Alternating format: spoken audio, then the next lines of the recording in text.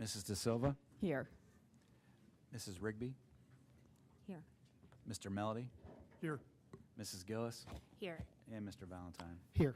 Pledge of Allegiance. Mr. Page. Oh, here comes Mr. Page.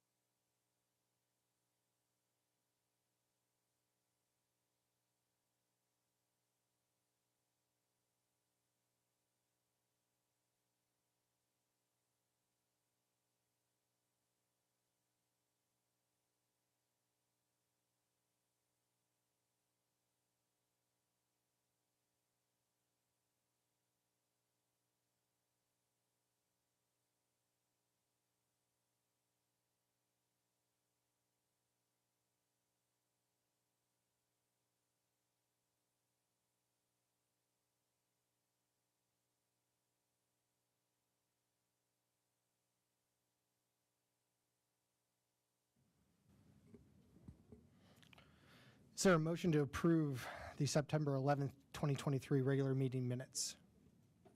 So moved. Moved by Mrs. De Silva. Is there a second? Second. Second by Mrs. Rigby. Questions or comments? Call the roll, please. Mrs. De Silva, Yes. Mrs. Rigby, Yes. Mr. Melody, Yes. Mrs. Gillis, Yes. and Mr. Valentine. Yes, motion passes 5-0. It's a recommendation to approve the September 20th, 2023 special meeting minutes. Is there a motion? So moved. Moved by Mrs. Rigby. Is there a second? A second? Second by Mr. Melody. Questions or comments? Call the roll, please. Mrs. Rigby, Yes. Mr. Melody, Yes. Mrs. De Silva, Yes. Mrs. Gillis, Yes. and Mr. Valentine. Yes, motion passes 5-0. A recommendation for the approval of the September 26, 2023 regular work session meeting minutes. Is there a motion? So moved? Moved by Mr. Melody. Is there a second? Second. Second by Mrs. Gillis. Questions or comments? Call the roll, please. Mr. Melody, Yes. Mrs. Gillis, Yes. Mrs. De Silva, Yes. Mrs. Rigby, Yes. and Mr. Valentine. Yes, motion passes 5-0. Recommendation for the approval of the agenda for this evening's meeting. Is there a motion? So moved. Second. Moved by Mrs. Gillis, second by Mrs. De Silva. Questions or comments? We do have executive session on the tail end with no action coming out of executive session. Call the roll, please. Mrs. Gillis, Yes. Mrs. De Silva, Yes. Mr. Melody, Yes. Mrs. Rigby, Yes. and Mr. Valentine. Yes, motion passes 5-0.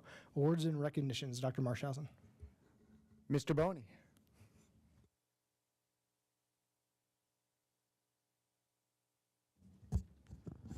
Okay, good evening, everybody. Tonight, I'm pleased to introduce Mr. Ed Panaki, who'll be presenting the Golden Shamrock Awards. He's a well-respected member of the community and a contributor to the Golden Shamrock Committee. Mr. Panaki founded the Golden Shamrock Awards 33 years ago in 1990 to recognize staff members who have made noteworthy, outstanding contributions to our district. Thank you so much, Mr. Panaki. Tonight, I want to introduce Vanessa Olinger, and she'll say a few words about our first winner, Christina Ball.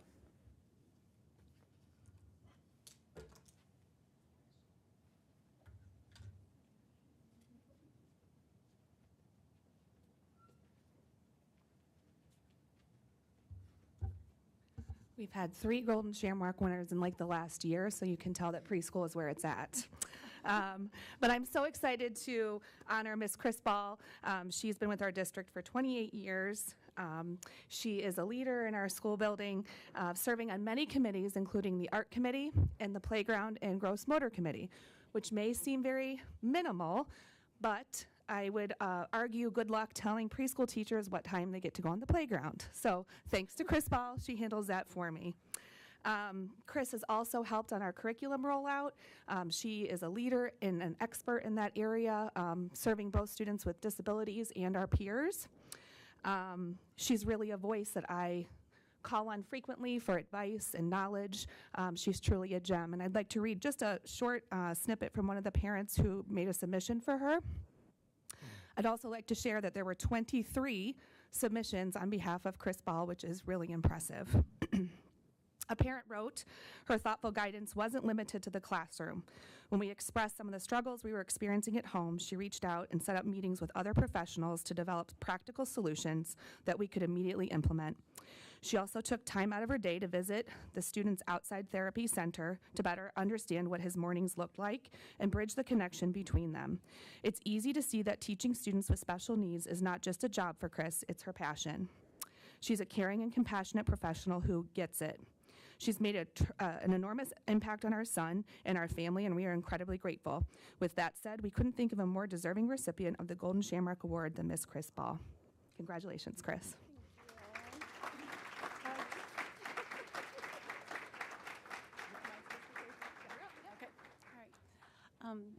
Thank you. It's such an honor to be nominated and receive the Golden Shamrock Award. I have really been privileged to be a part of the amazing team at preschool for a lot of years. And I recall when I was making the transition from elementary special education to the preschool age level, my principal at the time told me preschool special ed teachers last 3 years. Well, here I am 26 years later, and I love it. So over the years, preschool has changed locations a lot of times, but through it all of the teachers and the staff have been blessed to be the first classroom experience for the youngest learners in our district. And as a staff, we are laying the foundation of education while providing supportive interventions so that all students in our class can be successful. And I am privileged to work with a staff that is so encouraging, and we have all become close friends, and we all share the same goal, and that is to do our best every day for the littlest learners.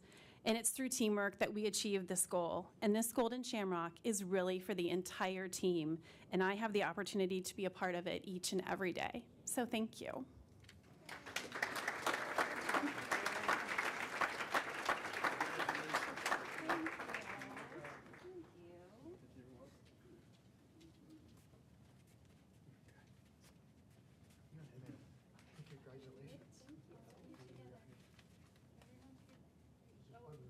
You're right in the center. Right in the center.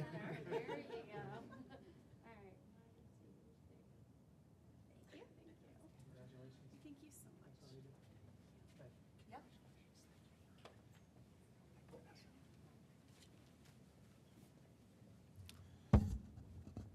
And now at this time, it's my honor to introduce Mr. Tom Cochran, principal at Dublin-Scioto High School, and he'll say a few words about our next winner, Aaron Casaro.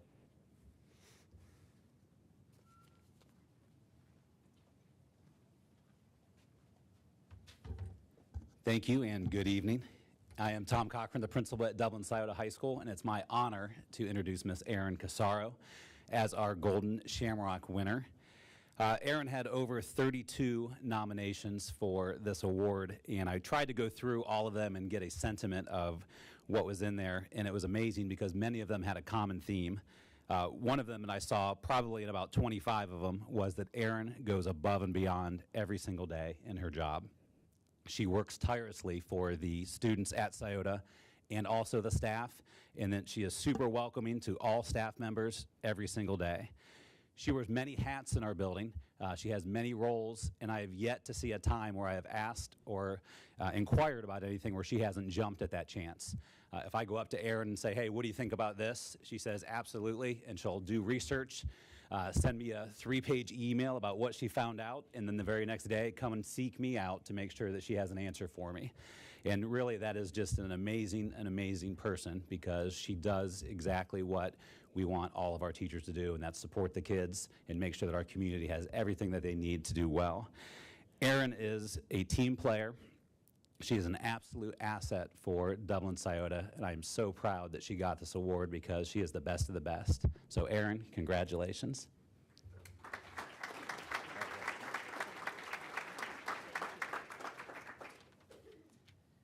Thank you so much. It is truly humbling to be in a category of Golden Shamrock winners in Dublin City Schools. It is even more of an honor to be nominated by the amazing staff at Scioto, who honestly are an inspiration to me daily and always give their best for the kids they serve. I feel so lucky to have one of the best positions in education, where I get to work with everyone in the building and around educational topics that I love, like literacy, information literacy, design thinking, and creativity in our Scioto makerspace. It's year 15 for me at Scioto, and it's been such a blessing to serve the staff and students of the Irish for the past 15 years. The staff of Scioto have shared with me such kind and humbling words of thanks. But truthfully, it is the staff and students of Scioto that bring me some of my greatest joys. I am so lucky to be part of the Irish family. Thank you.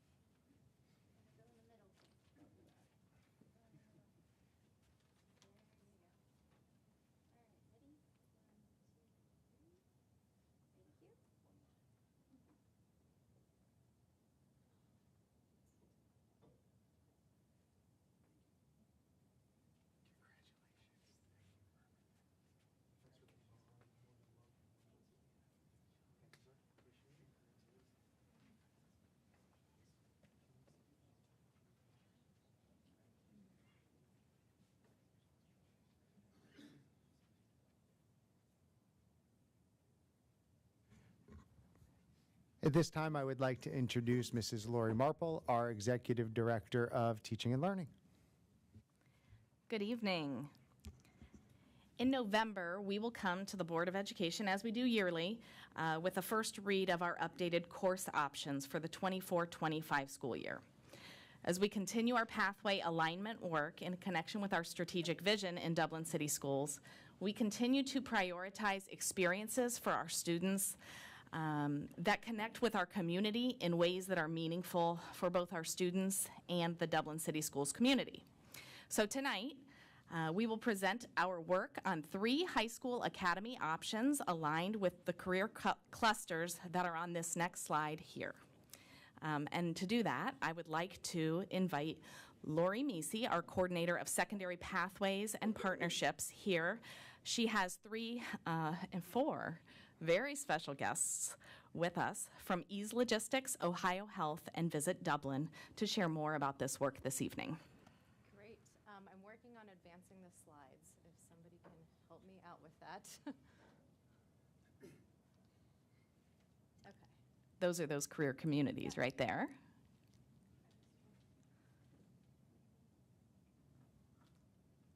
Perfect. Okay. Thank you, Lori, for the introduction. Dr. Marchausen, Mr. Kern, President Valentine, Board of Education. Thank you for letting me and our community partners be here tonight to share about our exciting new academies. So before we get to share those new ones, want to talk just a quick overview of what the academies are. So we have 11 career-focused academies here at Emerald Campus, and all of those are in those different pathways that were on the previous slide. But when we think about them, they all have 3 consistent pieces. The first one is they're all aligned. And so we're aligning to student interest, to ODE standards, so looking at the curriculum, but also those workforce needs. When students leave those academies, where are they going to find employment? We want these academies to be experiential learning opportunities.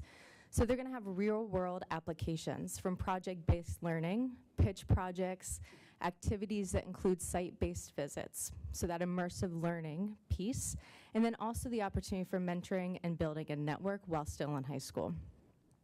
The academies are also comprehensive, so they serve any student who wants to participate in an academy, all pathways. And when we talk about all pathways, we also think about those 4 E's. So a student who is in one of our academies is going to be prepared for the workforce, college, enlistment, or a combination of all 3. And so we're really working to make sure our students are prepared for any pathway they choose post-graduation. And so that ties into that prepared for success that you see as part of the district strategic plan.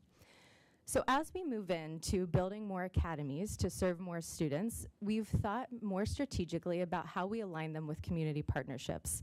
And so we have 3 here today. But as we continue to grow, one of the common themes you'll see is there are cost-saving opportunities for families between College Credit Plus opportunities or career technical assurance guides. We have a community as a classroom now. So our students get to go beyond the walls of a classroom and learn alongside our partners. And then we also are thinking about what are those experiences they're gaining to help them be prepared for success. So our first one we get to learn about is logistics and transportation with Peter Cortola Jr. Well, ready for that. Good evening, everybody, and thank you to the board for the time. Oh, gosh, sorry about that. I am Peter Cortola Jr. I am a Dublin Jerome alumni, father of 3 boys going through the system or will be going through the system, so play nice. And I'm also the CEO of Ease Logistics. Just under a decade ago, Ease Logistics started here in Dublin, Ohio, as a transportation company. Today, we are a global leader in logistics solutions, most recently named by Forbes the most innovative transportation company in the industry, which we're very proud of.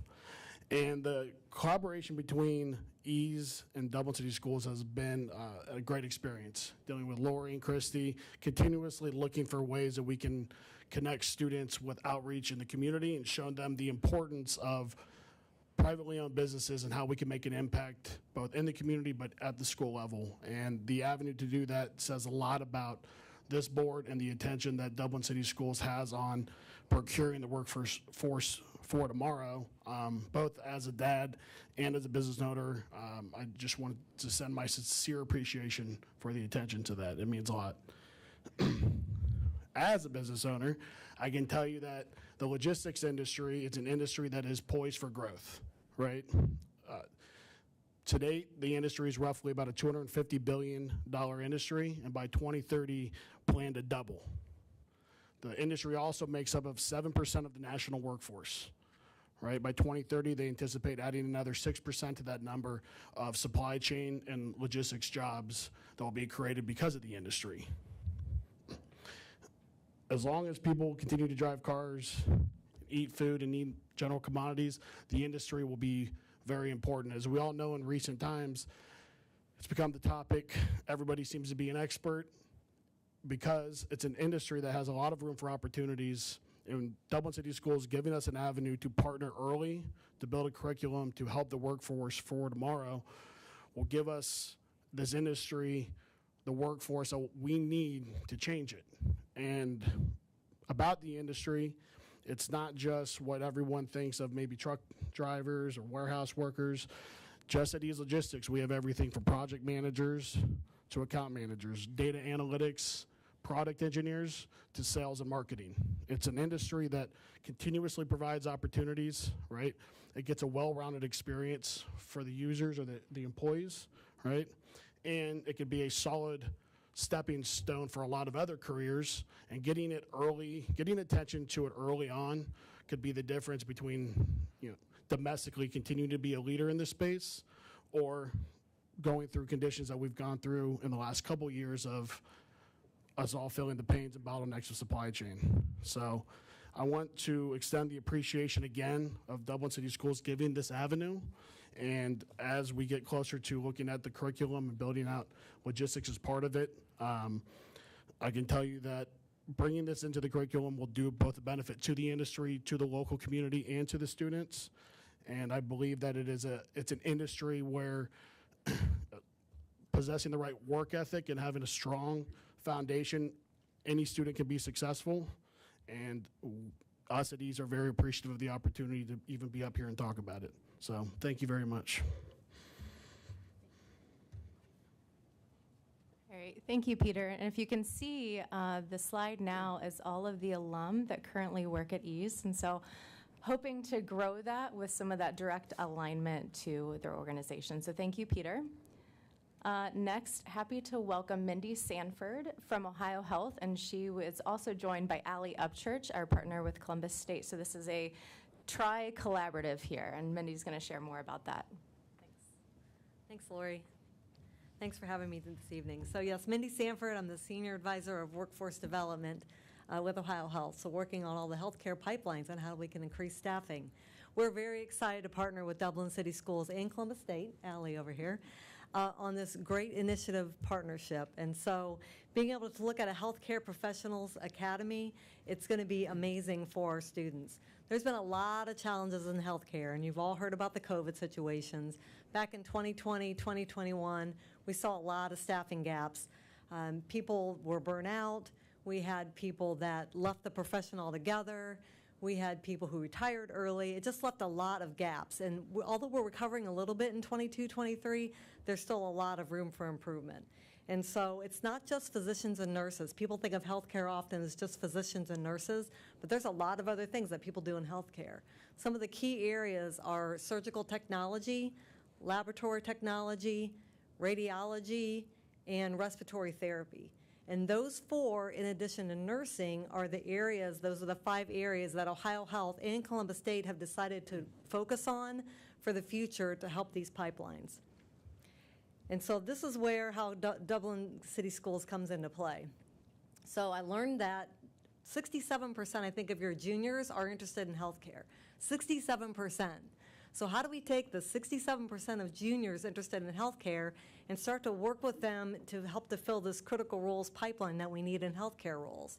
And so that's where we started to look at this Professionals Academy.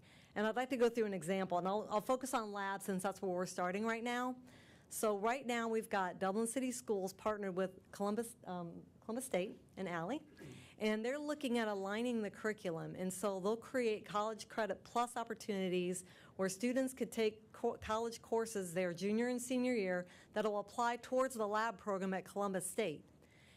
At the same time, Ohio Health is going to offer opportunities for those same students to have clinical opportunities, and that'll be in our labs through shadowing, clinical rotations, et cetera. So the students are going to gain a lot of experience and a lot of education in the last 2 years of their high school.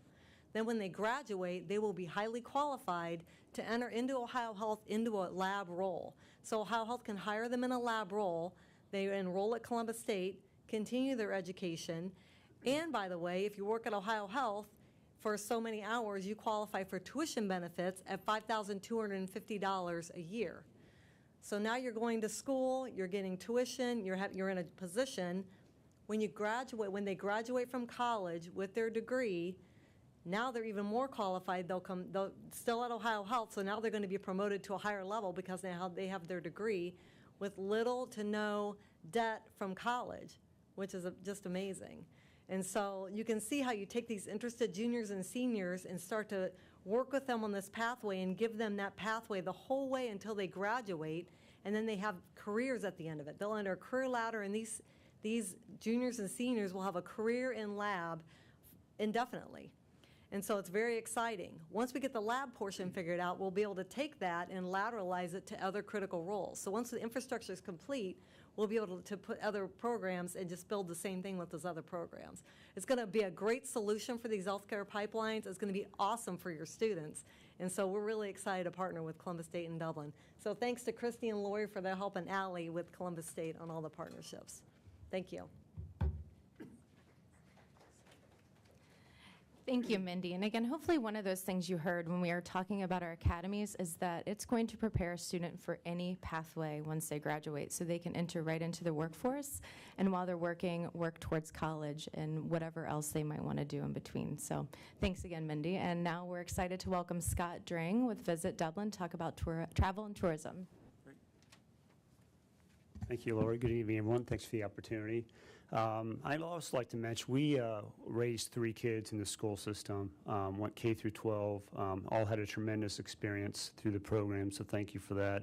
And actually, all 3 of them went through different academies, so I'm a testimonial that this academy system works. You know, they're all in college right now, and I think there's no question it helped them prepare them in their college life.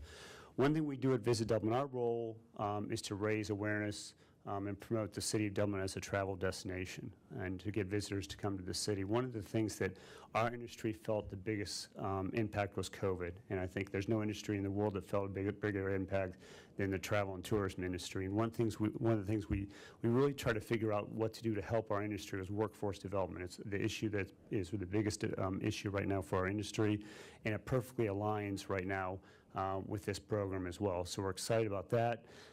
I can tell you, when you think of travel and tourism, you probably think of leisure, fun, vacations, which is all true, but it's also tremendous opportunities out there. You know, it goes beyond sales, marketing, restaurant, hotel management, and the opportunities are in those. And it's actually the 2nd largest industry in the world right now in terms of employment and capital. So there's tremendous opportunities out there for our students and many others in the travel and tourism industry. One thing we're really excited about when we started talking about this several months ago with Christy, we're trying to get local partners to be involved in this. You know, we're Visit Dublin, we're not hands-on with the visitors, but people like Cameron Mitchell, the Memorial Tournament, the Columbus Zoo, AC Marriott, the City of Dublin, many of our hotels and restaurants, the Ohio State University Hospitality Management Program, all those programs came running to the table, and they're excited to partner with us and work with the students to give them really firsthand knowledge of what's actually going on there in the world of travel and tourism. I think the other cool thing is just the on-site experience.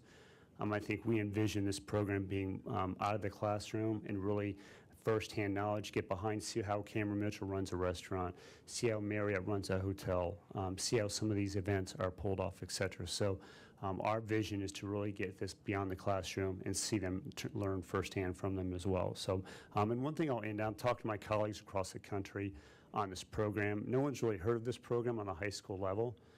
So it's kind of groundbreaking stuff. I think there's no question it would be a model for all of us across the country to look at as well. So thank you for the opportunity.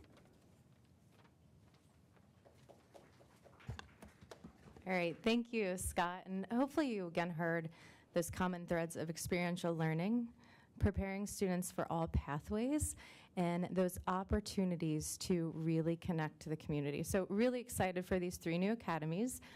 That is the presentation. Are there any questions or comments for us? No question, but just great job, great work. Really excited to partnership. Great things that you guys are doing. Thank you so much. Excuse me, will all of these academies be housed out of Emerald Campus, or will they be out throughout the community? Yeah, that's a great question. So one of the things, as we thought more about these new academies, we really wanted to make our community a classroom. And so that was that next extension of learning for students. So each of them, so EASE will be at the new EASE building once that is ready to go. The Ohio Health Columbus State Partnership, those classes will be held at the OU Columbus State branch by Costco over there.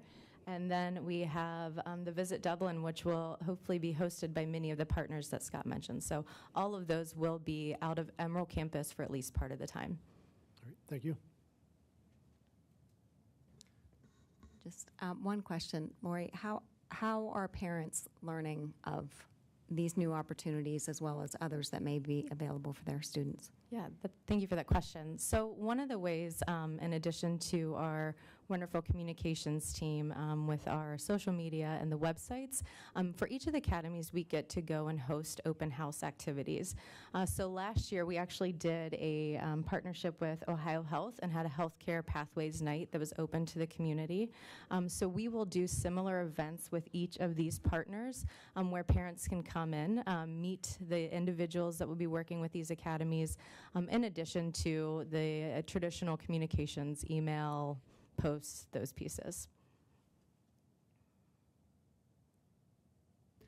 I think one of the great things, and thanks to our partners from being here, is as we look at a growing community and we look at space challenges and we look at how we find opportunities for every student to be the best version of him or herself, having academies like this gets the students the experiential learning. They're also not in our high schools while they're doing the experiential learning. And I think Scott said it well, no one else is doing this. When you look at what we're doing in the Dublin City Schools, where we will now have 13 academies, we're hosting a cybersecurity summit tomorrow, and cybersecurity is one of our academy programs. I know when people think of the University of Cincinnati, they think that the University of Cincinnati is the school that has all the co-ops. We want to be the school that has all the pathways, and we want to be the school, and it's part of Journey 2030, where every senior has experiential learning opportunities.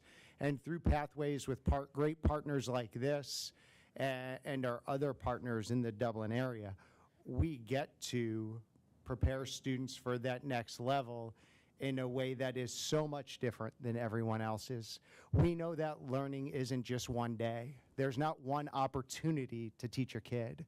Learning is every day.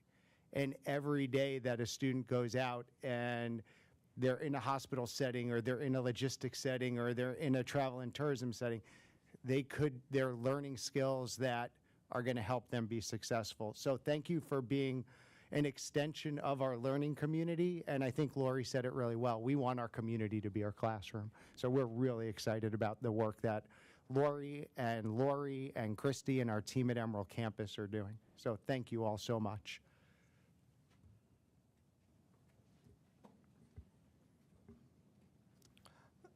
Moving on to Board of Education, Board President comments, Board of Education committees, or excuse me, public participation, we still, Cassie, nobody signed up for, okay. Moving on to Board President, Board of Education comments, Board of Education committees to start out.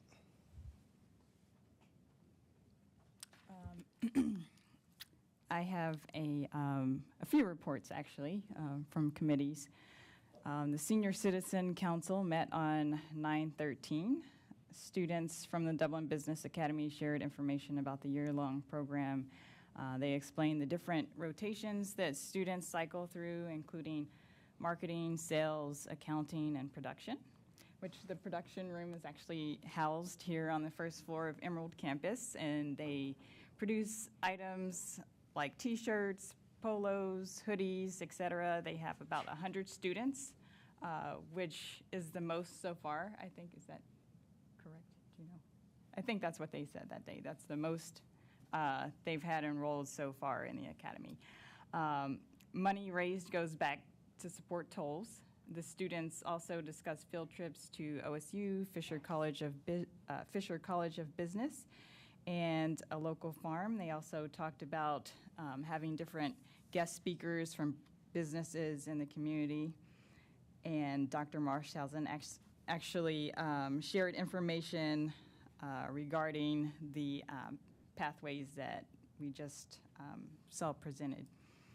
He also shared facts about the levy. One of the questions that attendees asked was, when does projected growth end, which is a frequently asked question that we hear a lot. Attendees also shared a few ideas for accommodating students with limited space, thinking outside of the box. Mrs. Rigby, I know you also attended. Do you have anything that you would like to share?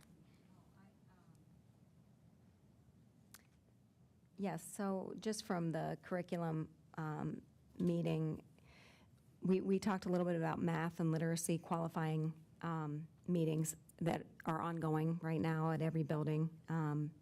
And Brittany Deschler, she attends to ensure equity across all the buildings. We talked about 95 phonics in K through 3 last year and 4th and 5th grade this year. And grades 4 and 5 are going to have word roots to provide more challenge to that program. And then we just talked about the pathways that were just presented. The last part of it was world language and math are in phase 1. So in this phase, the questions asked are, what do we want for our learners? There's a survey for parents of students in grades 6 through 12 going on now. So that's a Google survey to try to get input on that. And that's about it. Did you have anything else that you wanted to add? So the only thing I would add is K through 3 will have the required 18 hours of dyslexia PD complete by the end of October. 4 through 12 ISs will have the required PD complete by fall of 2025. And I think House Bill 33 added 30 more hours of required science of reading PD, and we're awaiting more information on that. And Mrs. Marple, is there anything else that? Yeah, and we also, and I think you mentioned this already, we talked about the screening measures, including DeBoles 8 and MAP testing. One last thing from me, I think, well, actually a couple of things. So the policy committee met on 10/2, and there are 19 policies that were reviewed, which will be on a future board meeting agenda for a first reading. And we discussed media center procedures, which Dr. Marshausen will talk about later. And the DEF has a meeting on 10/12. There were 19 grants submitted for a total of $36,066. 17 grants were approved by DCS for consideration, equaling a total of $31,153. 2 grants were not approved to carry on through the process. So 13 of these grants will be presented to the DEF on Thursday for possible funding. And that's it for me. Any additional reports? Just quickly, a couple of updates for Tolles. Last week, Tolles held their fall career tech advisory meetings. This was something new to me. So every program at Tolles has industry partners or industry professionals that perform an advisory committee for that program. So they do breakout with the teacher or the leads of that program. And the teacher or the lead of the program talks about the curriculum, what they're learning, how they're delivering the instruction. And then they receive feedback from the advisory committee on, is it relevant, not relevant, open-ended questions, different aspects of that. So it was very interesting to hear. I sat in on a couple of different the advisory committee meetings, just hearing the feedback that they are receiving from the industry professionals to make sure that the program is relevant in today's world. So that was an update from Tolles for last week. And then after the last DCSU meeting, we did have a key communicator meeting. And that was largely around the bond levy discussion and the need for it. So. All right. If there is nothing else, we'll move on to our student representative update. Maria. Good evening. Thank you so much for having me. My computer just died, so I'm going to do my best to remember all of the updates, but thank you so much for your time. So as the week has come to the end of the quarter, we have been really busy with homecomings, homecoming games. We have the PSAT this Thursday and Friday. So it's been a busy week for all seniors, all seniors, sophomores, juniors, freshmen. We have had communication events community events held in Kaufman and in Emerald in this past few weeks. And we've also had a few field trips. For example, the Ohio business professionals take hands-on experience at their most recent field trip. Jerome has had a couple of theater productions. For example, their premiere of Dracula, and Kaufman had their premiere of Zombie Prom. We also have our first Superintendent's Advisory Committee tomorrow, which I'm looking forward to. And overall, our sports has been going amazingly. The Kaufman team has had an amazing victory of 6-2. Jerome has been 2-6, but we still continue. And we've also had a upcoming cross-country meet at the OCC Championships. And we are looking forward for those cross-country, swim tryouts, hockey tryouts. So a lot of new information for sports. And this last piece of update is one that I hold dear to my heart because it's something that I've been able to participate in, and it's something that the district has actually presented to us. Dr. Marshausen, you spoke about experiential learning, and this is yet another example of how the district has provided pathways for us students. So, as part of our AP US Government and Politics class that I was in last year, the district was able to propose and has wanted to propose a district license plate featuring our district logo. So Ms. Venny, Dr. Marshausen, and Mr. Valentine came to our AP government class and proposed this management of a project that we could lead as students.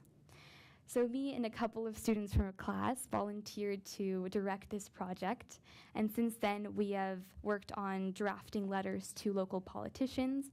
I was able to draft a letter to Senator Coonsey. We have gathered signatures for petitions. We have created a logo and designed the license plate by itself. We have been able to have in contact with the Dublin Food Pantry managers and administration because that's where all of the proceeds will go to. We have set contributions to $25 and have been in contact with Senator Coonsey's office to propose this bill because as we've learned, the lengthy process of proposing a bill is something that takes a lot of time and connections and cultivating connections with people around you. So this is yet another experience that we as students have had in learning more about our government, our process of making a bill, our senators, reaching out to local politicians. So it's been a great experience. And Dr. Marshausen gave me the excellent news that this bill will be presented to the Transportation Committee at this upcoming Senate hearing on Wednesday. So it will be presented as Senate Bill 163 by Senator Coonsey and co-sponsor Senator Brenner. Thank you so much for your time.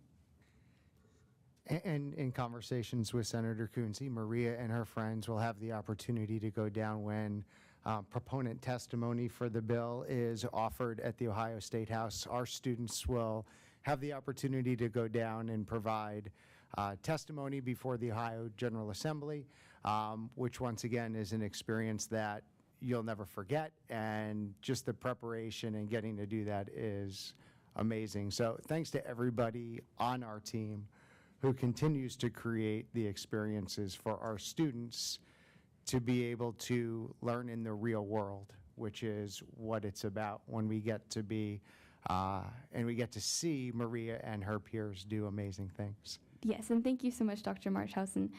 This wouldn't have been possible without the help of Ms. Venny, Mr. Valentine, and you, of course. So we're really looking forward to making progress with this bill. Thank you. All right, thank you, Maria. Moving on to Superintendent's report. Thank you, Mr. Valentine. A couple things to share. On Friday, I had the opportunity, along with Councilwoman Emrose Groom, to speak at the Golden Grads Lunch. The Golden Grads Lunch is an annual lunch that's held for folks who graduated from the Dublin City Schools 50 years ago or longer. They welcomed the class of 1973 to the lunch on Friday at the Country Club. And it's a it's an event that has a waiting list because we can only fit 200 of our Golden Grads in there.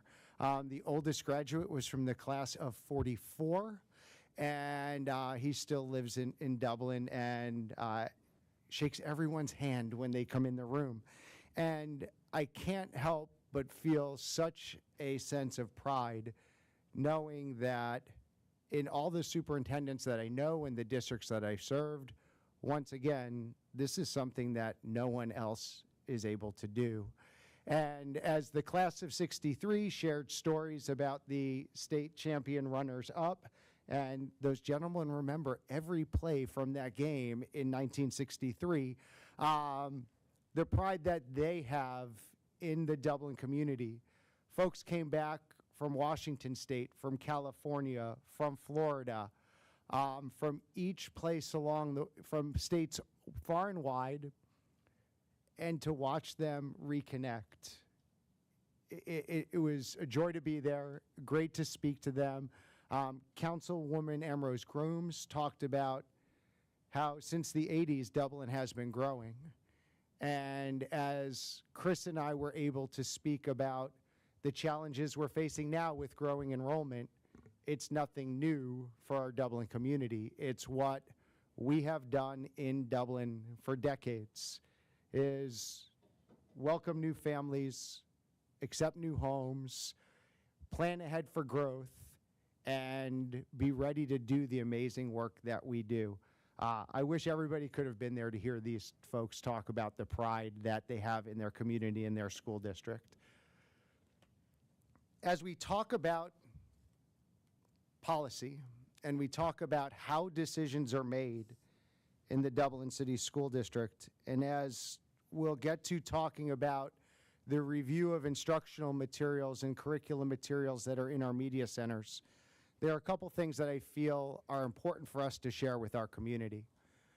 First of all, when we look at what governs the Board of Education, administration, and leadership team of the Dublin City Schools, we are guided first and foremost by federal laws, regulations, and guidance.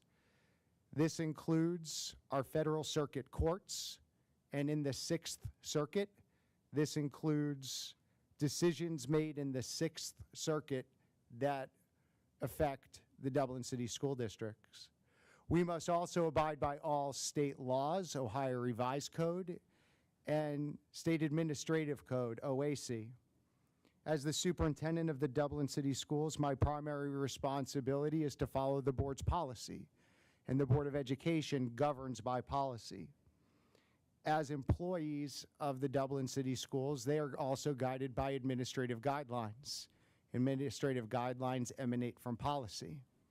Our policies must align with Ohio Administrative Code, Ohio Revised Code, and those federal requirements.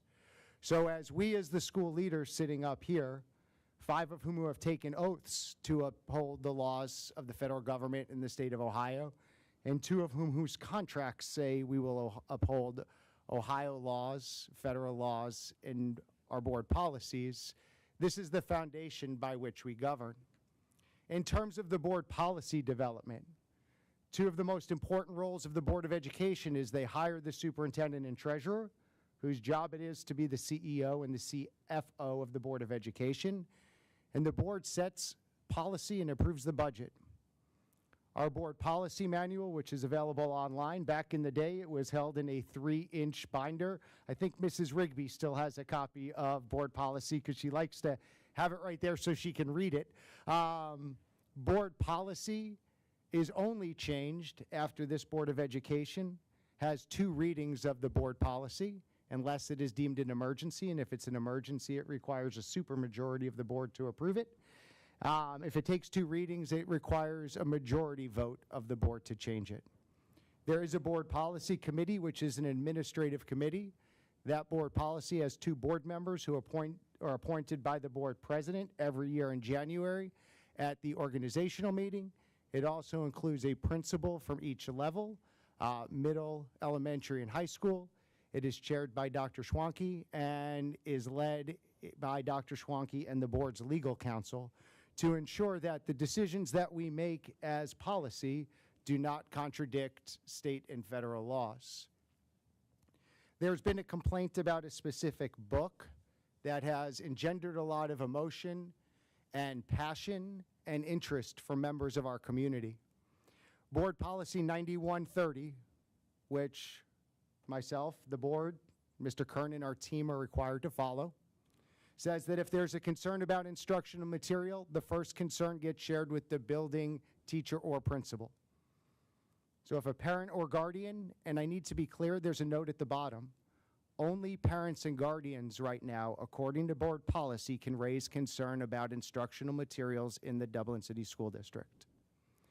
People who are not parents of children currently in the Dublin City School District, according to policy, have no standing to raise concerns about instructional materials, library books, or things that are in our buildings. Only parents and guardians, according to policy. If the parent or guardian is not happy with the answer provided by the building administration, it gets referred to the superintendent. Per board policy, the superintendent refers that to either a designee or a committee. The designee or committee, in this case, the book of which there were concerns, was sent to the policy committee, which has two board members on it. That committee then returns a recommendation in writing to the superintendent. I need to be clear. Only the Board of Education, by a vote of a majority of the board, has the authority to remove any instructional materials from our classrooms. For those who have impassionately asked that I remove materials from our libraries, that would be a violation of board policy. For those who have asked Mr. Valentine to remove materials from our libraries or our media centers, that would be a violation of board policy. The only way materials are removed once they're in our media centers or instructional materials is by a full vote of the Board of Education.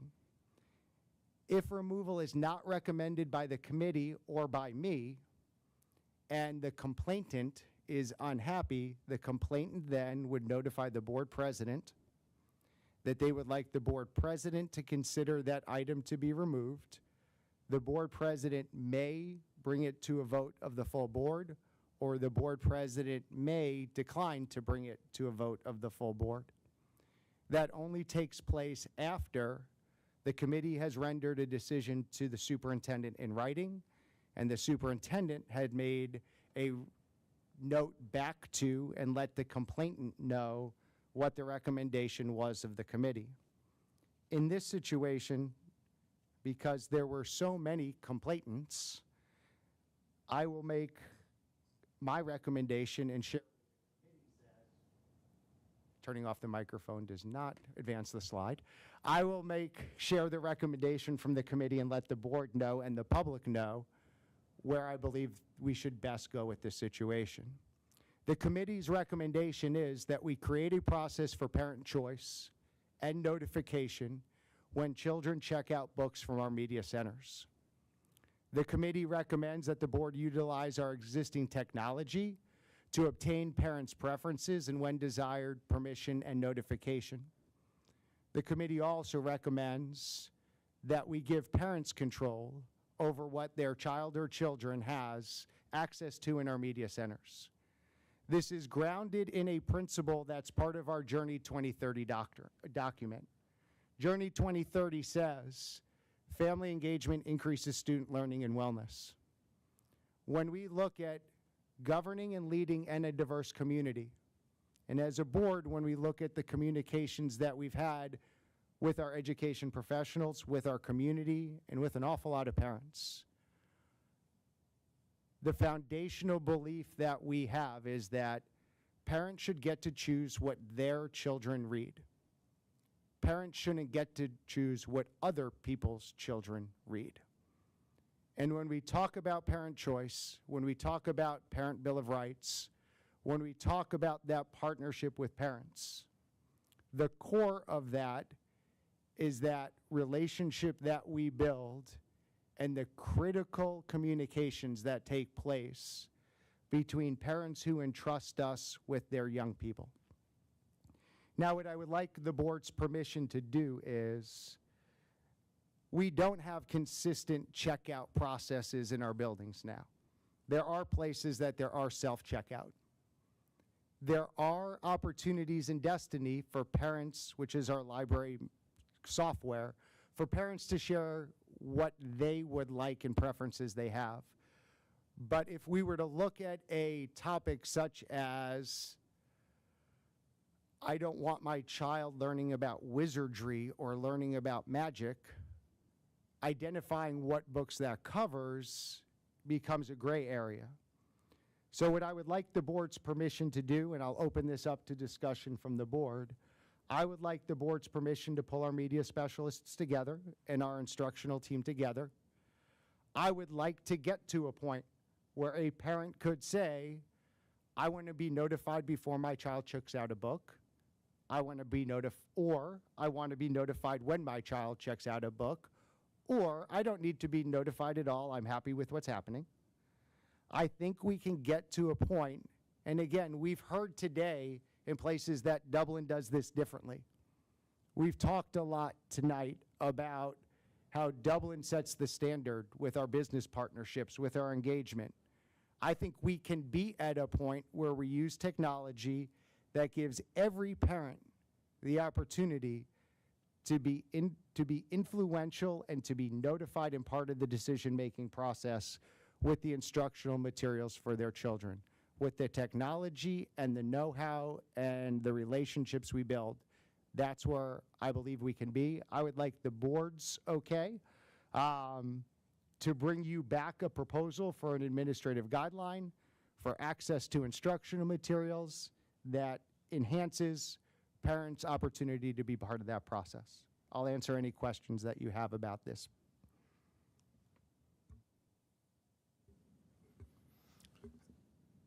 Members of the board, I guess if we want to go around, share thoughts or opinions. The one thing I would say with this, just to initiate conversation, Scott, you've been on for quite a while now. I've been on nearing the end of my 20th year.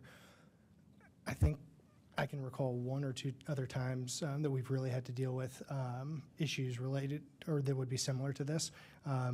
Really over the past 3 years is when we've seen a number of different issues occur. And with all the information that you presented, Dr. Marshausen, one of the things that was not in there was the revision that we did make as of last year with the book selection process and how it is executed at the building level. So if you don't mind touching on that real quick as well, because I do think it's pertinent to the discussion.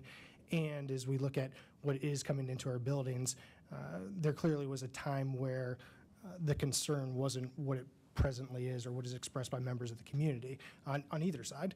But now we have put in a more intentional process for that book selection or material selection. Yeah, and this process was adopted on June 1st in 2022. It was shared with our library media specialists.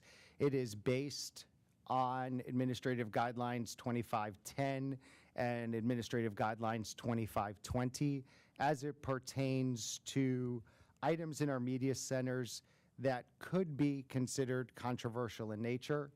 It has a list of questions that need to be answered when purchasing library media center materials. This is available to anyone who wants to go through this document. I've shared it multiple times online with folks who have expressed concerns. Mr. Valentine, I've shared it with the entire board. If there are items that are controversial in nature, the principal would be part at that building level of the conversations of whether that material would be purchased. So we have changed and tightened up the process for selections of materials that are in our media centers. I guess I just want to clarify, because what I thought I was seeing on an agenda today and what this slide says feel like two different things to me. So I guess, what are you asking of us? I'm a little bit confused. Well, I'm asking for informal agreement that I can pull together a group of folks who are experts who know, with Mrs. Marple and our team, we need a consistent process for how media center materials are checked out. Right now, we have some buildings that do self-checkout and some buildings that don't. If we are going to put a more structured process in place for parents to share their wishes in our media centers, I would like to bring to you as a board that administrative guideline with a more structured process in place that allows parents a greater choice for what their children are able to get from the media center. Right now, we know we could generate an email that if a parent were interested, they could receive an email with every book that their child checks out of the media center. And parents could opt into, here are the books that your child checked out today. They would receive an email with the list of those books. What I would like to see is, could we get a place where if a parent wanted, a next step up could potentially be, I want to know what my child's going to check out before they get the book. And I want 24 hours to be able to say yes or no. Could a parent get to the point where before a child checked out a book, there was the opportunity for them to say, that would be an opt-in process for a parent.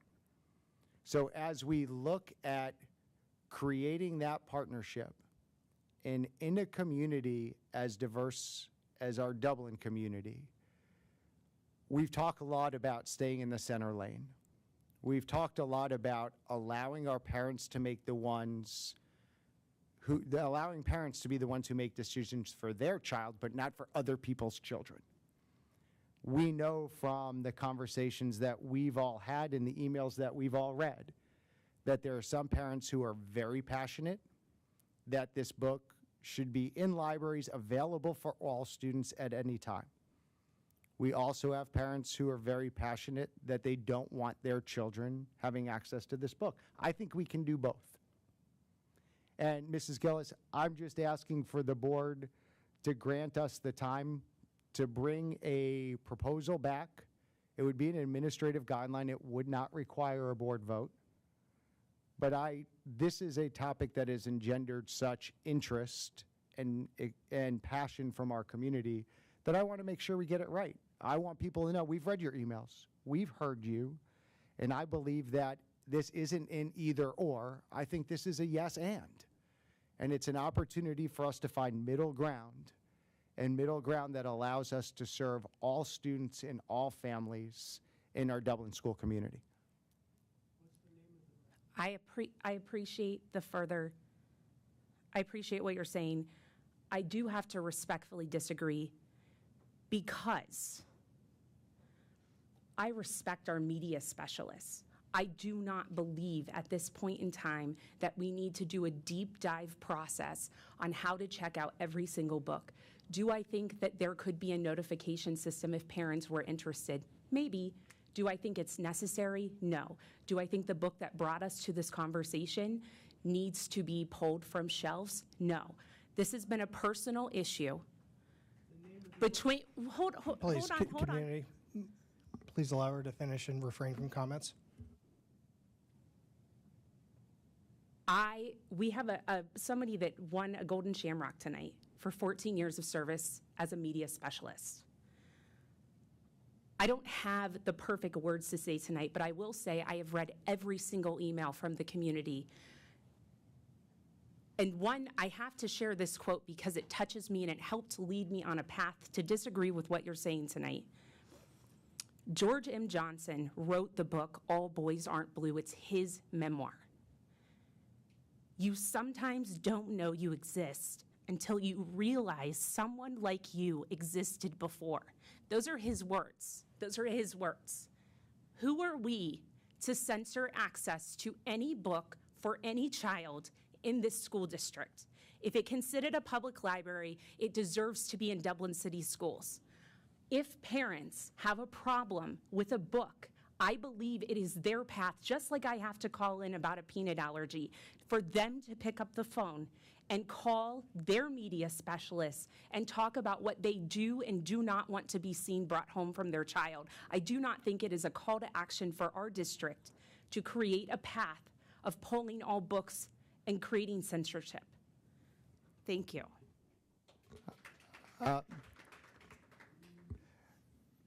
Mrs. Gillis, I think that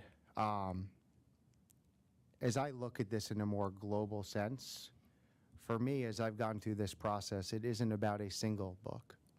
For me, as I go through this process, it is a way for us to partner with parents and to allow those media specialists to not have to field random email here or letter here or communication here.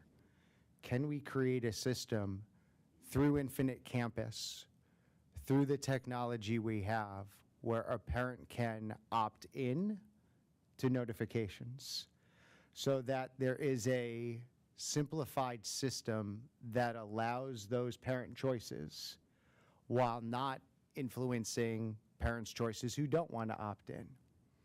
So I think we're on the same page with allowing parents to have that voice. We have a system by which if a student has a peanut allergy, that at the beginning of school when they fill out their reports, they would identify that.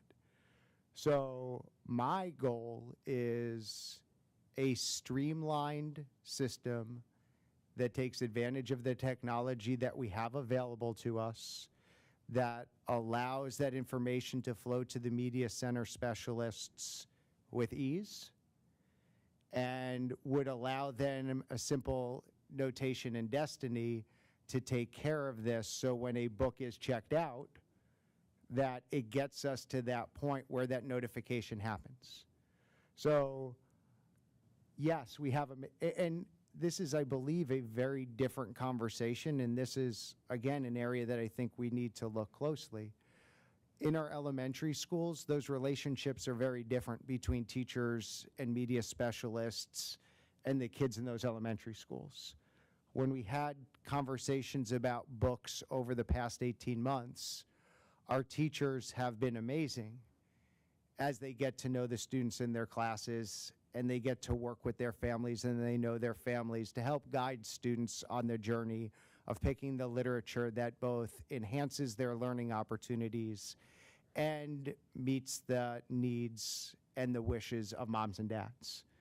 I think when we look at high schools with 2,200 students, the person checking out your book may not know those families' needs as much. They may not be aware of that. So I do think we can use technology to get to where you're suggesting. My goal is to make that as simple and easy a process for both mom and dad and the media specialists as we work through this together.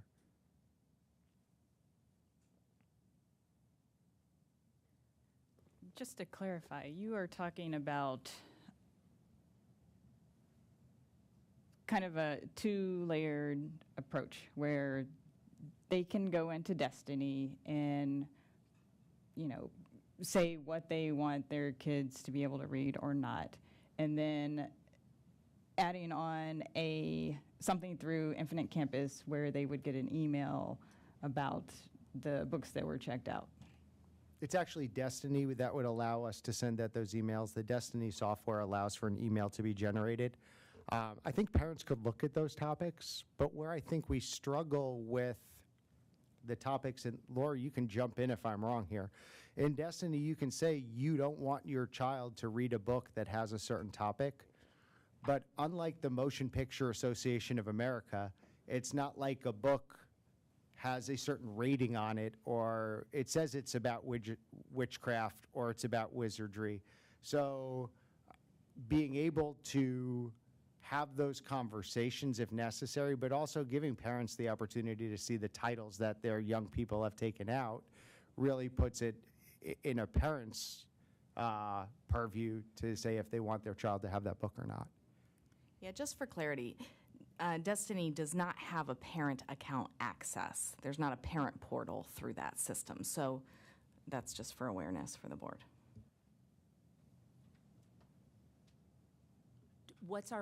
I'm so sorry. I'm going to just stop talking. No, keep talking. What can it do? If we don't have parent access, I guess, what does it do? At this point, what we do know through our research is that it can, if a human inputs a parent email address, it can generate an email reporting what a child has checked out after checkout occurs. So a parent would first need to talk to a media specialist, and then the media specialist would input that information into Destiny? Is that what Currently, you're saying? that's our current procedure. If we went through an infinite campus process, say when you sign up at the beginning of the year, we could generate a list by building of the students whose parents want a notification, and then that list would have to be inputted into Destiny so that Destiny could then send those emails. So it would have to be a multi-step process, but I think that is worthwhile to have that multi-step process to give parents that option to be part of their children's education process. And that's what the committee recommended to us, was an option for parents to opt in to notification of the books that their child checks out. And how long do you think it would take to get something like that operational? Well, I think we have to meet with our folks. We have to meet with the team in terms of how do we get each step done. I would like to bring within a month to you the guidelines and process that we would look to put in place, and then the grade levels at which we would start that process, potentially piloting that in the second half of this year and having something ready to go and operationalized by the start of next school year.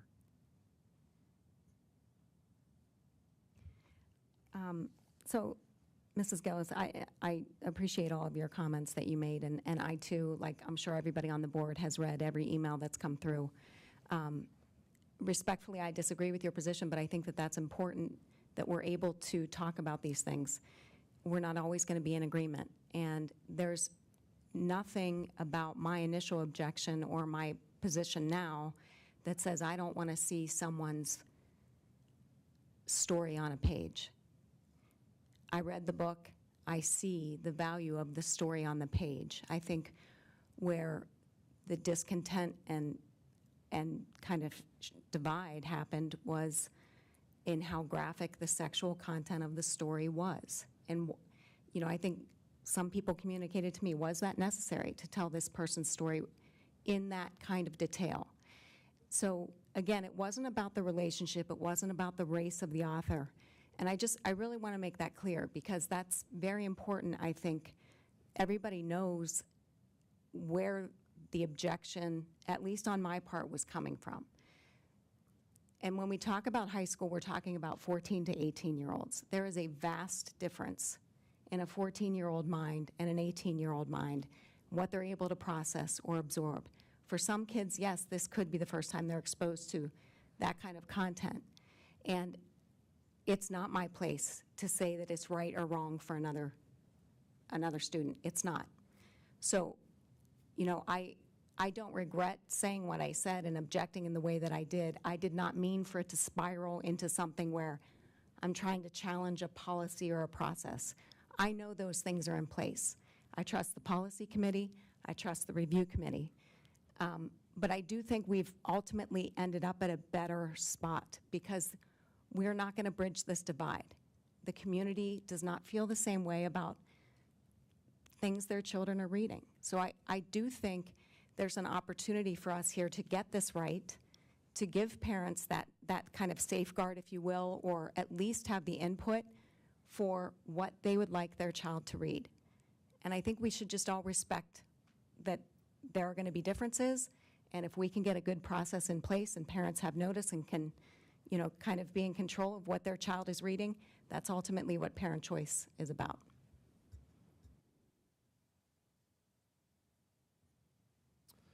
So I'm supportive of the committee recommendations.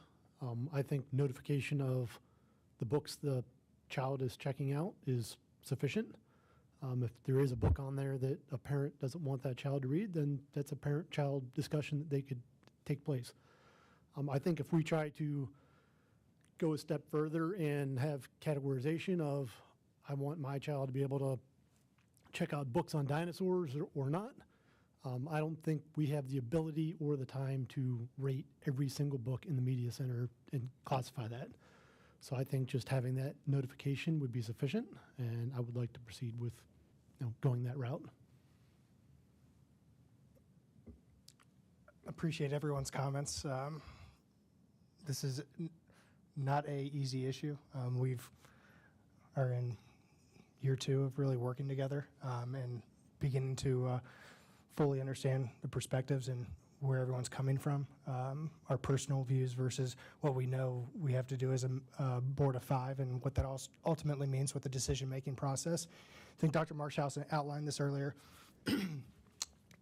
We got 2 avenues with this. Either Dr. Marshausen is able to take action, look at what we're doing with our guidelines, and move forward with a process such as this, or it would require a majority of the board to obviously act in a different direction to pull the book.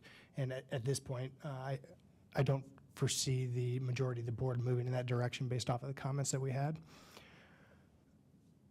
Personally, I know Lindsay, I think we all have strong feelings, but hearing Lindsay and hearing Diana speak tonight, I think it's important for us to take a step back and realize it's a reflection really of where we are as a community. We have strong opinions. It's a reflection of what we have in the emails coming to us or the conversations that we maybe have in our neighborhoods or when we're out in the community. I don't know that there's a perfect answer to this situation, but as Dr. Marshausen said, we need to do what we can to try and get it right. I think that we took a good step last year in our review process in terms of what is coming into the schools and having more oversight because we found issues there, and now we need to be able to address this. Personally, do I want my child reading that book at the stage that we've talked about? No, but I also realize that we are a board. There's 5 of us here representing the community. We all have different views, and this gives us the opportunity to hopefully find a middle ground that gives parents authority and the ability to be involved in their kid's life and have some sort of additional say as to what is or what isn't being read or checked out. So I think at this point, Dr. Marshausen, to sum up from the board, I would suggest, and I don't mean to cut anybody off with additional comments. Tiffany, you may have additional words that you want to say, but I think that's the direction that it sounds like we're heading. Mm-hmm. Yes, I just wanted to add that through all the community emails, I appreciated the community emails, especially the ones who offered information and possible solutions. And I think there were quite a number who actually did request, who were actually in support of the book, I would say, who actually suggested solutions similar to what Dr. Marshausen has presented as a, I don't want to say compromise, but as a way to ensure that parents who don't want to have their kids read certain material are able to do that, and parents who would still like their students to have access to this book and a multitude of other diverse books still get to do that as well. I do want to say this just to make a point. I really appreciate what you said, Diana, and I know that the community only gets to see us up here, not really engaging as much as we do on a weekly basis with each other. We do have respect between all of us sitting at these tables, and I think it's important that we share different viewpoints because our job is to represent the district as much as possible as a whole. And Diana, you and I have had tough conversations, but I walk away with value every single time. And I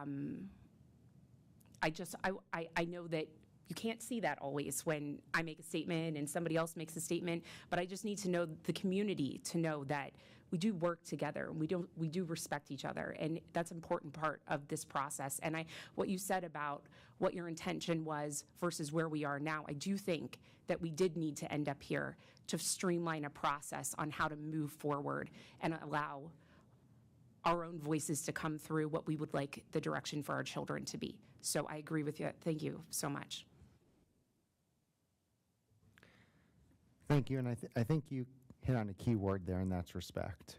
And that's in a community as diverse as ours. We respect and appreciate people who have opinions that are different than ours.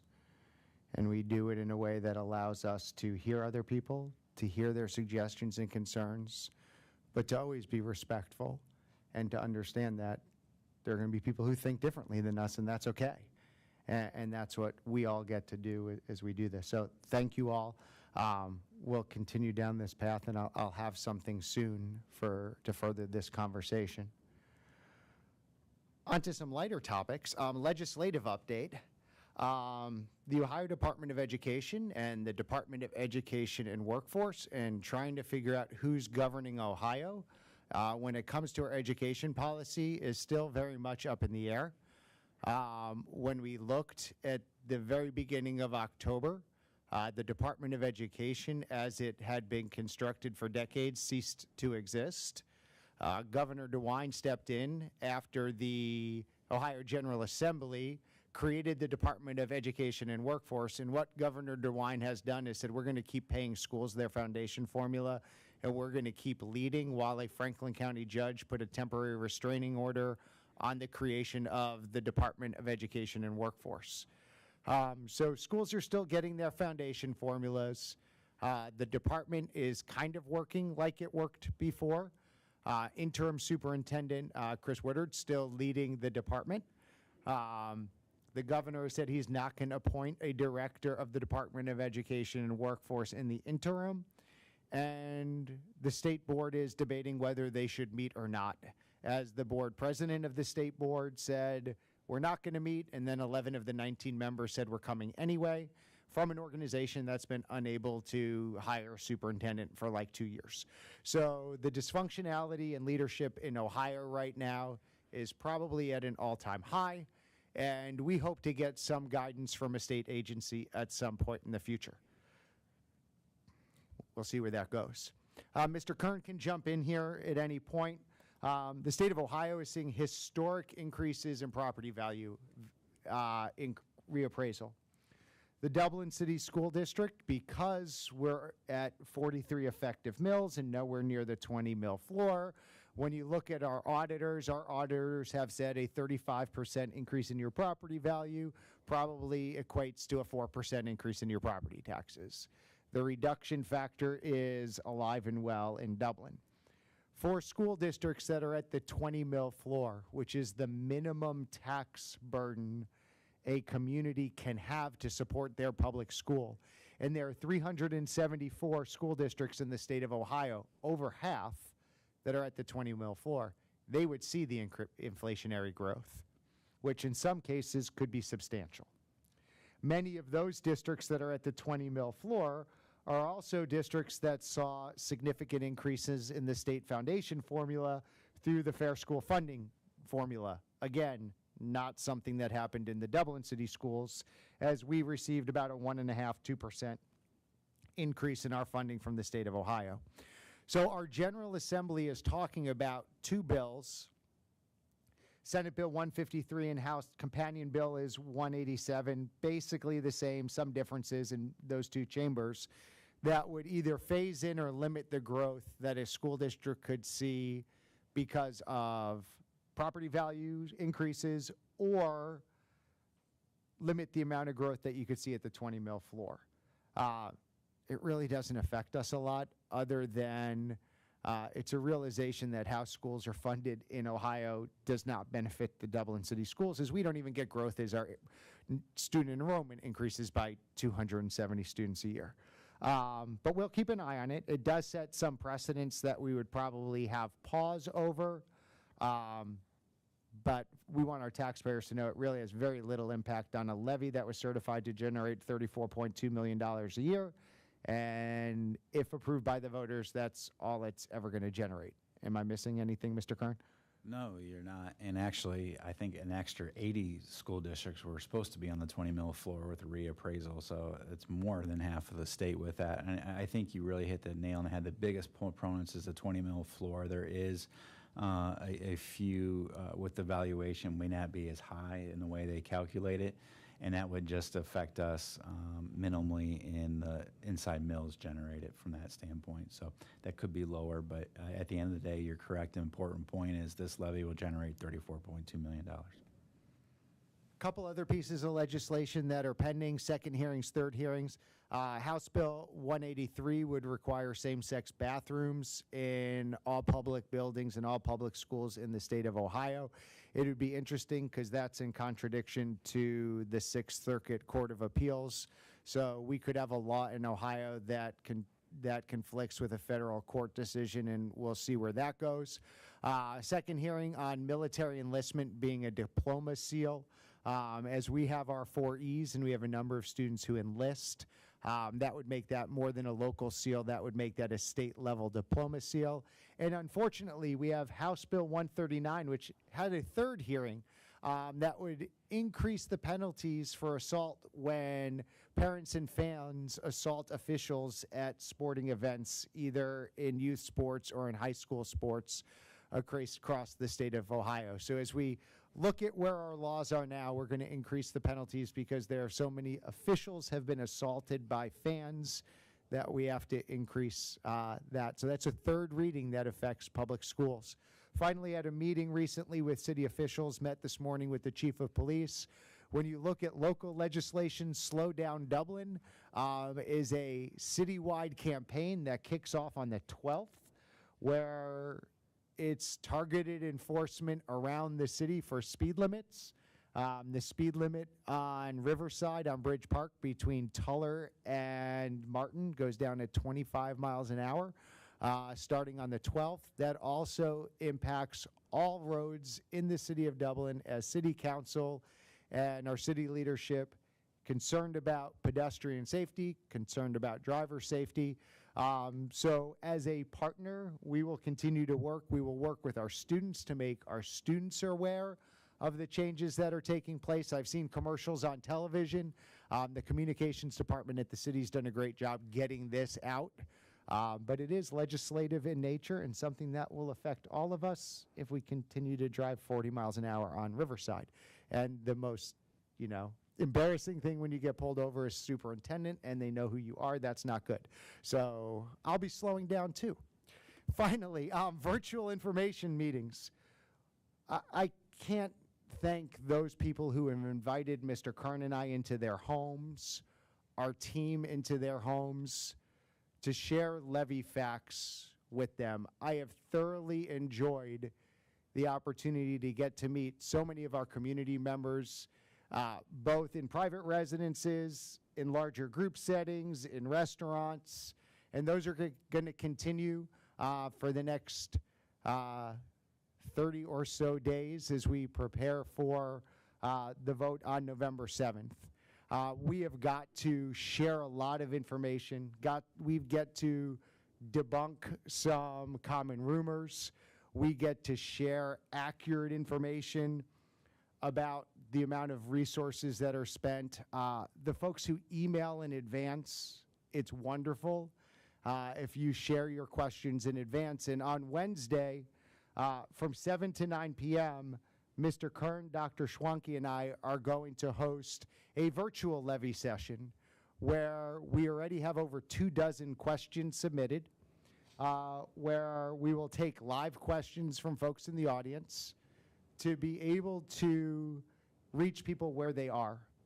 We understand that people are really busy, and in our world today, we have to be Dublin City Schools on demand. And on-demand programming so folks can watch it where they want, when they want, and at their own leisure. So we're going to do this from home. It will be recorded so you can watch it in your homes. And if this goes well, we'll do another one prior to the levy. I know our high school principals are going to host another session. And I know Mrs. Venny's out tomorrow night in someone's house doing a talk. I'm out tomorrow night. Mr. Kern and the team are in a couple schools. And our ultimate goal, and we've said this as a school district over and over, my job isn't to influence or persuade anyone on how to vote. Our job is to educate and inform. And our job is to take those inaccuracies that sometimes are shared and make sure that everybody has the facts, so that whenever people vote, starting on October 11th, if you are one of those first absentee voters, and all the way up to the thousands of people that will vote on November 7th, we want folks, when they go into that voting booth, or they fill out their ballot. We want them to be informed with the right information when they make that decision. Any questions from members of the board? All right, there being none, moving on to reports and action items for the Treasurer's Office. Just a few things this evening. We have a donation from DEP PTO to the elementary building. We have one appropriation change, and we have some revisions and changes in the student activity purpose clauses. Some of those are great projects, as the school store revisions there and the purpose clauses as our special education students help run those school stores in each particular high school there. Questions or comments for Mr. Kern? I have just a quick question, just regarding the donation for the television. Do we have an idea of what that might be used for, and if that is something that is in other elementaries?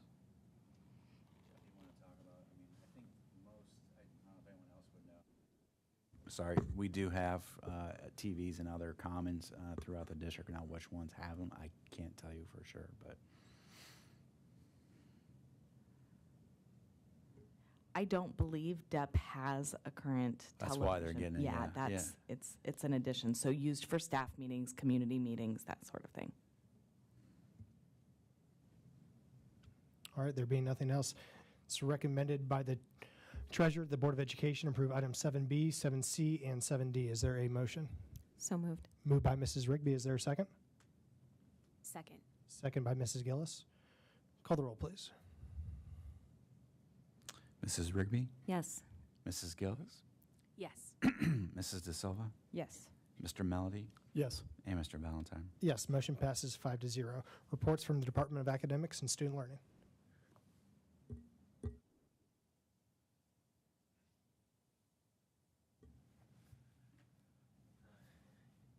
I usually go second, so sorry, Mrs. Marple. Tonight I just wanted to talk briefly about paraprofessionals in Dublin City Schools, and there's a picture of one working with a student here. There are lots of reasons why Dublin is well known for the special education services we provide students with disabilities, but one of them really is our outstanding instructional paraprofessionals. So in Dublin, a long time ago in the early 2000s, we made a choice to make sure that all of the paraprofessionals in our district aligned with the federal standard under the Elementary and Secondary Education Act that is in place for any Title I school. And basically what it means is we hold those positions to a little bit of a higher regard than other school districts might. That means of the 221 instructional paraprofessionals that we have, they either have to have an associate's degree, they have to have 2 years of higher education, or they have to pass a paraprofessional assessment that the state administers. And so we're really proud of that because we hold them to such a high standard. We know that they're working so hard with our students with disabilities ages 3 to 22. The majority of our paraprofessionals, they support students in our specialized learning centers, and we've talked about those special education programs in the past. Some of our paraprofessionals are LPNs or RNs working one-on-one with students with our most medically complex needs. Some are sign language interpreters for students with hearing impairments so they can have access to our curriculum. Some are job coaches. When you're here in Emerald Campus, you might see some of our job coaches working with students in our PATHS program. And that ensures that they also, like we talked about earlier today, that's creating their pathway to employment and life after high school. Many of them choose to be registered behavior technicians, so still paraprofessionals, but getting additional training to work with kids with the most challenging behavior needs. And really, I think our paraprofessionals are like the unsung hero. They work so hard with some of the most difficult yet rewarding kids in our district, and I know our parents and our teachers appreciate them every day. Thanks. Mr. Andresen, I guess this may be an HR question as well. How many of, you're probably gonna know the final number on this, but the transition from paraprofessionals to teaching side of things. I can, on top of my head, probably name 5 people that I know have done that within the school district. How common is that? Do we see it? Do we see it often? Obviously, there's different circumstances based off of the qualifications and the backgrounds of the people, like you mentioned. You know, I don't have that number, but I feel like we have 1 or 2 every year, at least 1 or 2 every year. And again, we have wonderful intervention specialists, but those who have seen the side of what a paraprofessional does and then have made the transition to be intervention specialists are truly some of the best people that we have.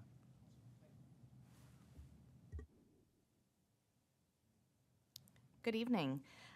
Tonight, I want to talk a little bit about our PD delivery model. And as we have financial discussions like the one that we had earlier this evening, I want to share an example of how, as a district, our high-quality PD delivery model supports many of our initiatives in the district, but also supports some unfunded mandates. As we talk about legislation tonight, it's an appropriate time to do so. One of the things that we are currently in progress with is our dyslexia PD for our K-3 teachers. And as you may recall, last year our K-1 teachers completed their required 18 hours, and our grade 2 and 3 teachers started that progress last year. But right now, starting last week, our 2nd and 3rd grade teachers and other support teachers in those spaces are continuing the final 12 hours of the 18 hours. Our in-house Orton Gillingham fellow, Mike Myers, is teaching this PD in alignment with ODE guidelines. By the end of this month, our entire K-3 teaching staff will have completed these 18 required hours.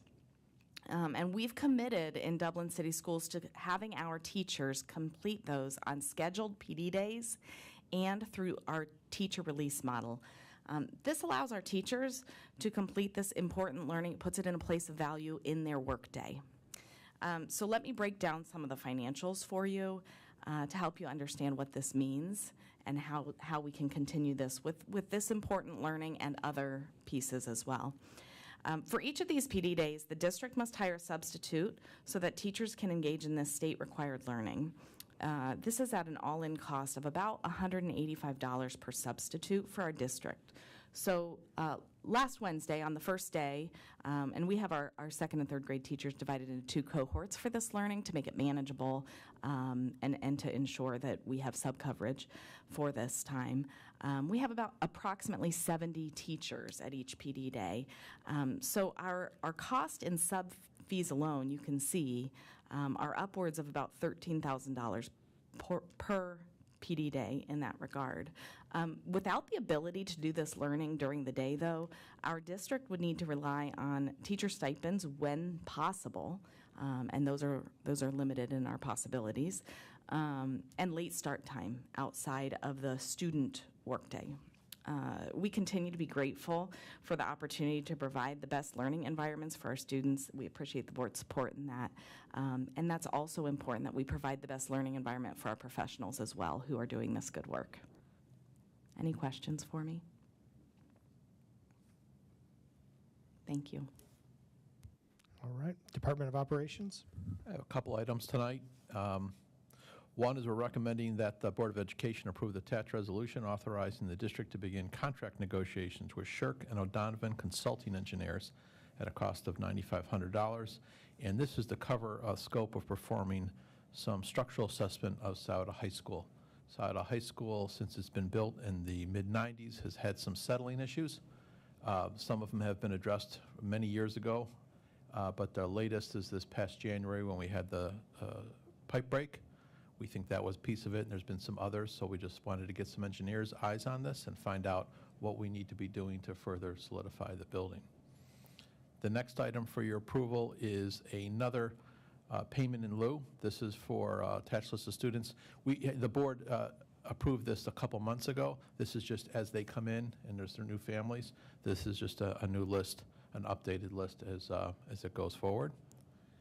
And lastly, I just want to bring up an item that Dr. Marshausen, when he talks about the levy, says that, you know, if the levy weren't to pass, as coordinators leave, we will not backfill them. Unfortunately, Keaton Russell, who's a coordinator here with our operations group, a very good coordinator, says a very good opportunity and will be leaving the operations group. And we're not a very large group. And pending what goes on with the levy right now, you'll see him on Brian Boney's agenda.